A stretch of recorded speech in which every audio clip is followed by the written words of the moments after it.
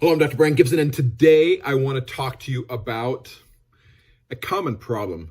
There are multiple times where individuals will come into my office and they actually have a area of swelling and pain, and they're not sure what happened. And as we look at it, as we start to evaluate it, there's really two things that play into this. One is an insect bite, like a spider bite or some other insect bite. We will talk about that tomorrow. The other is having stepped on something, have some kind of a foreign body, a sliver or a piece of glass or something inside your foot. So if you don't know that you stepped on something, sometimes you're not treating it like it should be treated because you don't know there's something there.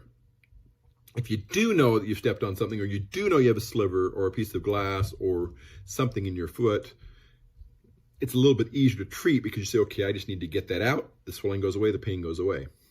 So what do we do in our office?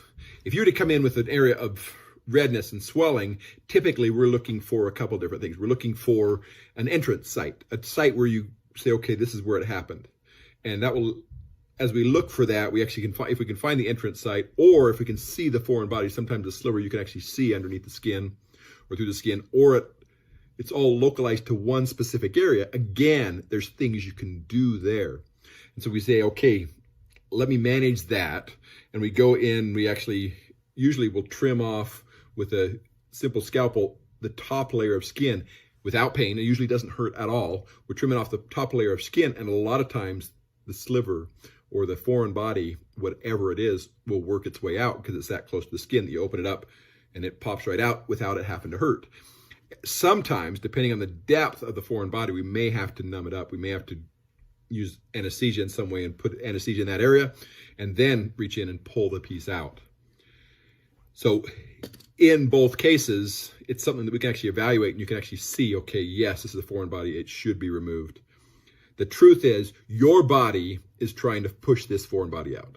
What it does, it looks at it and says, okay, this is something foreign, and it swells around it to wall it off, to keep it from going anywhere else in the body, and it tries to push it out. The problem with the foot is you're walking on it. So it's pushing one direction. Every time you step down, you're pushing the other direction, so you're keeping it in there, and that's why it becomes more painful and more of a problem. So the idea is getting some help, getting an evaluation, and a lot of times it's relatively easy to remove if you just remove that top layer of skin, which is easy for us to do in the office, a little bit harder for you to do at home. So if you think you have a foreign body, get it evaluated. Usually it will not show up on x-ray. Usually it's not going to be evaluated that way.